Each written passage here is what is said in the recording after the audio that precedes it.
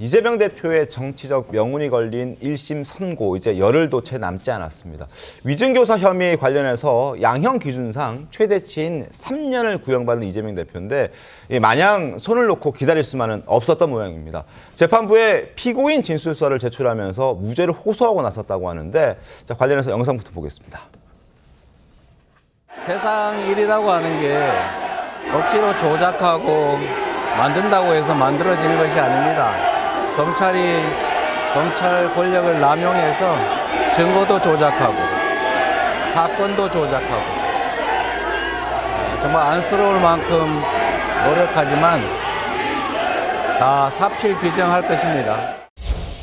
다 빼고 짜집기를 해가지고 위증을 교사했다고 기소를 하니 이게 사건 조작, 증거 조작 아니고 뭐겠습니까? 왜곡하고 없는 사실을 만들어서 억지로 만든 사건입니다. 구형이야 5년, 7년도 할 수 있겠지요. 그거야 검사 마음 아니겠습니까? 피고인 진술서 어떤 내용인지 저희가 간략하게 소개해드리겠습니다. 자, 피고인 진술서입니다. 이재명 대표의 얼굴 보이시죠? A4 용지 16장 분량을 제출했다고 합니다. 그러니까 주된 내용은 김모 씨가 스스로 기억에 따라 자발적으로 진술했다. 내가 허위 증언해달라고 위증 교사 시키지 않았다라고 얘기하는 게 이제 주된 내용입니다. 검찰이 이 정황이 담긴 녹취록을 미제출했다라는 내용도 포함됐다고 하는데 이건 증거 조작이자 은폐다라고 주장을 하고 있습니다. 일단 최후 진술까지 마무리한 피고인이 진술서를 직접 써서 냈다는 게 좀 이례적이라는 평가가 있습니다. 김재원 위원님 어떻게 좀 보셨습니까? 이제 재판 과정에서 만약에 하지 못한 말이 있거나 또는 이 변론이 벌써 2달 전에 변론이 끝났거든요. 맞습니다. 구형까지. 그 이후에 어떤 새로운 사정 변경이 있었다면 진술서를 낼 수도 있고 또는 특별한 경우가 있었다면 아예 변론 재개 신청을 해서 재판을 계속 다시 해보자 이렇게 했겠죠. 네.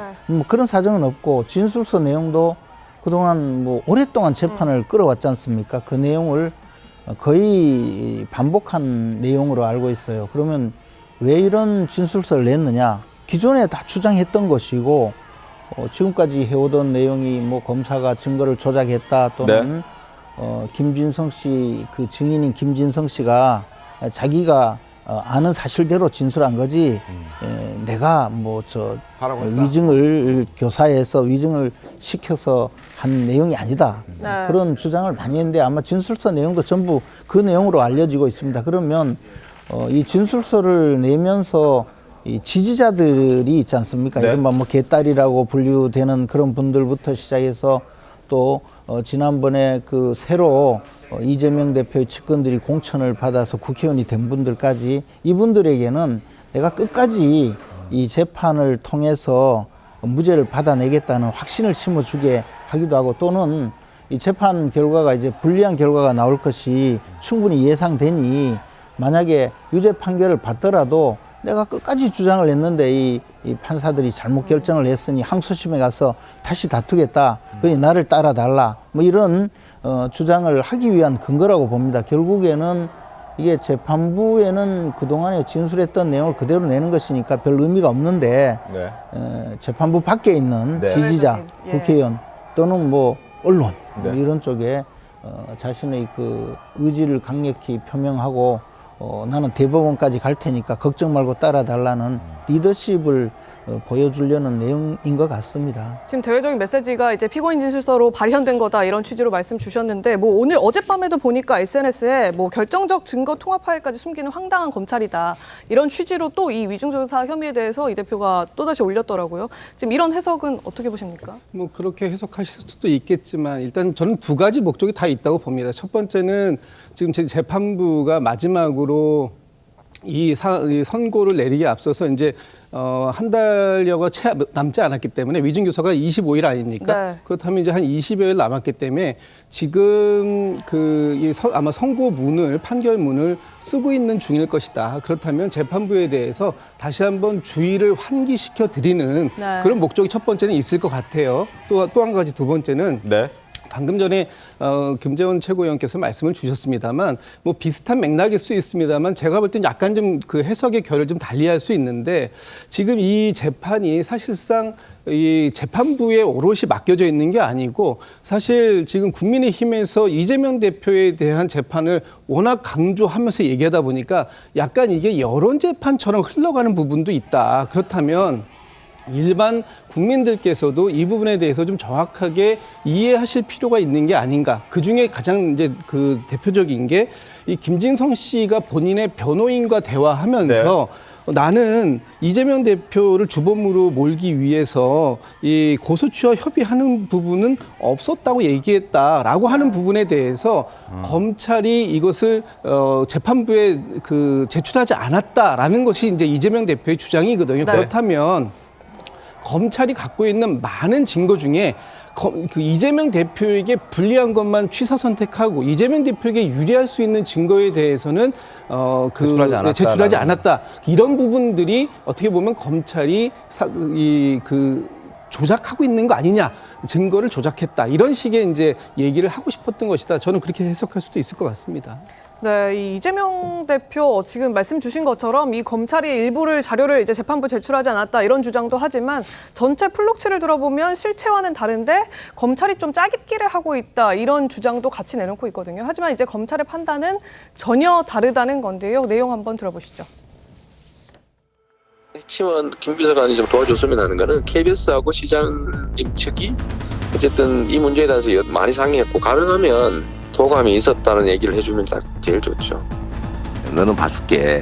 그 이재명이가 한 걸로 하면 봐주자. 이런 방향으로 좀 정리를 그때 했던 걸로 내가 기억하고. 네. 주로 내가 타겟이었던 거. 그냥 있는 대로 막 세월은 다 지났잖아요. 너무 오래돼서 뭐 기억도 뭐 사실 크게 기억도 잘 안 납니다. 사실은 안 나는데.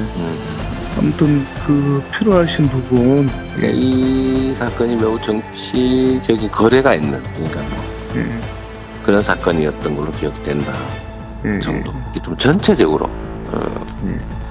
한번 얘기를 해주면 크게 도움이 될 것 같아요. 예, 어떤 식으로 방향을 이제 잡았으면 좋겠어요. 들으시죠. 예. 제가 얘기해놓은 내용들 있으니까 그거 한번 보십시오. 한번 보시고. 예. 적하게 맞춰서 뭐. 자, 이제 저희가 두 사람이 나눴던 대화를 들려드렸는데 일단 뭔가 이재명 대표는 요구를 하고 그리고 김진성 씨는 그 요구를 들어주는 방향의 대화가 지금 저희가 들려드린 대화입니다. 자, 송영훈 변호사님 어떻습니까?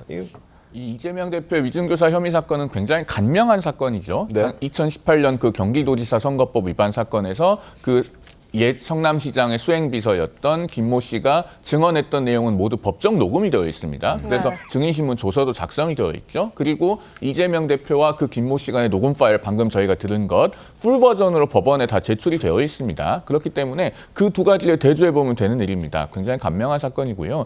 이재명 대표 측에서 자꾸 쟁점을 흐리려고 하고 있는데 무슨 피고인 진술서라고 하는 것을 이미 변론 종결이 된 마당에 새로 냈다고 하는 것에서 저는 세 가지를 봅니다. 첫째로 이재명 대표가 상당히 다급해 보입니다. 변론 종결이 된 뒤에도요. 변호인들은 변론 요지서, 변론 요지 보충서, 참고 서면 이런 여러 서면들을 냅니다. 그러나 피고인 진술서를 내는 것은 대단히 이례적이거든요. 어떨 때 하냐면은 범행을 부인하던 피고인이 마지막에 입장을 바꿔서 범행을 인정할 때 그럴 때에는 내는 것이 의미가 있습니다. 그런데 지금 이것은 사실상 종전의 주장을 되풀이하는 것 아니겠습니까?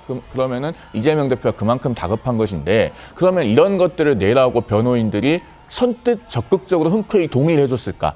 그 부분에 대해서도 의문이 있습니다. 그러니까 이게 정말 이로운 내용이면요. 변호인이 의견서로 또 내면 되거든요. 그런데 피고인 진술서를 낸다는 것은 결국은 이재명 대표의 어떤 성정에 못 이겨서 이재명 대표가 주도적으로 그렇게 낸 것이지 변호인들도 이것을 과연 이로운 것이라고 생각할까라는 부분에 대해서 좀 의문이 듭니다. 알겠습니다. 네, 이 이재명 대표 1심 선고일이 이제 15일이죠. 점점 맞습니다. 다가오니까 이 여당을 향한 민주당의 투쟁 수위도 거세지고 있는 듯한 분위기입니다. 장외 집회 지난주에도 했었는데 국회로까지 그 전선을 더 넓히면서 이른바 비상행동에 돌입했다고 합니다. 네, 영상 보시죠.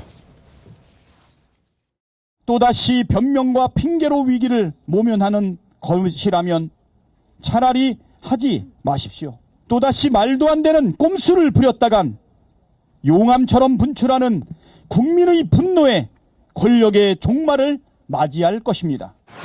민주당은 어제 의원총회에서 11일을 전 국민 비상행동의 달로 만들었다고 누구를 위한 비상행동인지 잠못 궁금합니다. 15일 선거법 1심 선고를 앞둔 1차 비상행동, 25일 위정교사 1심 선고일을 앞둔 2차 비상행동이라고 대놓고 말하기에는 민주당 스스로도 민망했나 봅니다.